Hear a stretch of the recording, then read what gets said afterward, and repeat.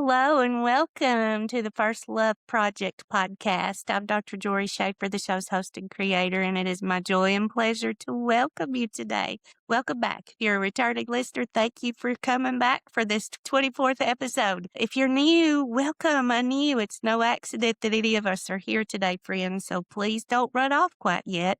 Please stick around for a bit and let's see what the Lord has for us. This First Love Project is something that's been on my heart to encourage all of us to return to the one who loved us first through the pages of His Word. And we see from Genesis to Revelation His grace, His mercy, His love, His forgiveness, His redemption. And so I'm excited for us to do that.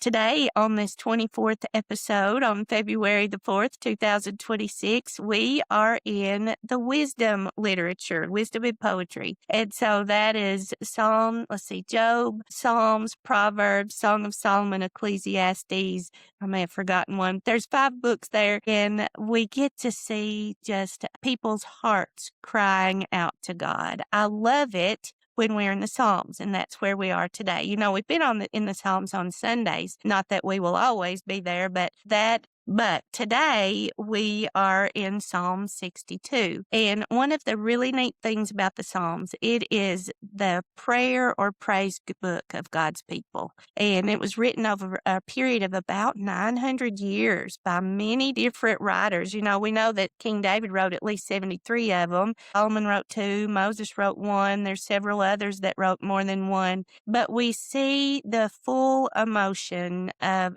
full range of emotions of God's people. We praise Him when we're happy. We give Him thanks and praise. We see crying out when we don't understand or when things are going poorly. We see what it is like to come to God when we're just in such despair, when we need to confess. The whole range of the human emotion is found here, and I love that. When you don't know what to pray or what to say to God, you can often find a place to start in the Psalm. So it doesn't read like a chapter book, but what a blessing that we have this praise book. And so today, since we're talking about grace for the heart, one of the very best ways, probably the best way to get our heart right before God is just to pour it out. And when things are very difficult or we don't understand, is to go back to what we know is true about God. Because the world and that old devil, the deceiver, will try to make us think that God doesn't love us, that He doesn't know what He's doing, that He's not fair or just or right or good.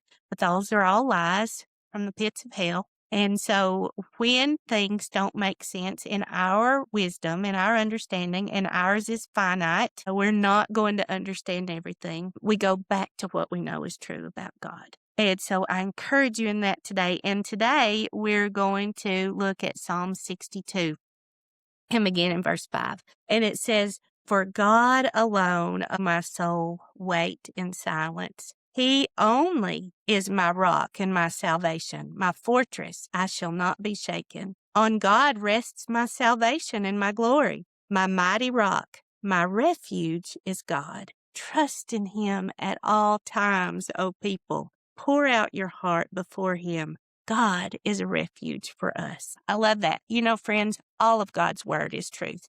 The sum of all of His word is truth, as we read in Psalm 119. All of this is breathed out by Him, and it's profitable for us for teaching, correction, reproof, and training in righteousness. But as I mentioned, when things are going great or when things are not going great, when the world, as chaotic as it is now, is going crazy and we don't understand why things are happening the way that we see that they're happening, we go back to what we know is true. And what is true about God? It's that He only is our rock and our salvation. He is our fortress. We don't have to be shaken. He is our deliverer, our protector, our provider, our Savior.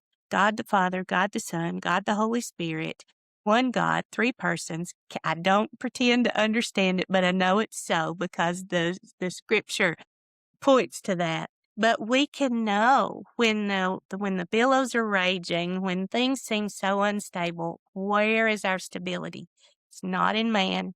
It's not in money. It's not in power. It's not in prestige. It's in God alone. And friends, the quicker that we realize that, the quicker we trust that, the better we will have peace. You know, we read in Isaiah's book of prophecy, you keep him in perfect peace whose mind is stayed on you. So if we keep our mind stayed on the truth that God is our fortress, He's our refuge, He has provided salvation for us. What a blessing. We don't have to worry. And it's not just for here, it's for eternity. That's the good news of the gospel. And so listen to this part.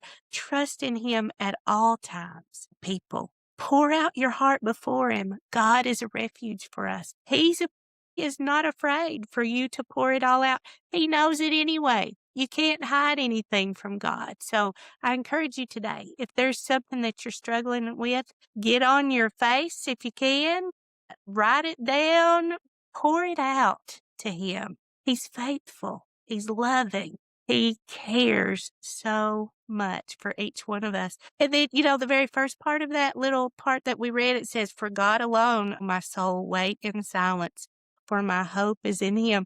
I find that interesting that we first wait in silence and then He allows us to pour it all out. So we come to Him, we realize who we are, we realize His everlasting love for us, that He didn't owe us anything, but because He loved us so, He sent His Son to die for us, to pay the penalty that we owed for our sins against a holy God. And then He allows us to pour all those things out at His feet.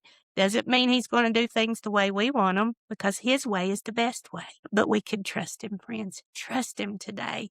Don't rely on your understanding. Walk by faith, not by sight. Trust in Him in all ways. And it will make your journey so much sweeter. It won't make it easier, but it'll make it sweeter for His glory. Blessings to you until next time.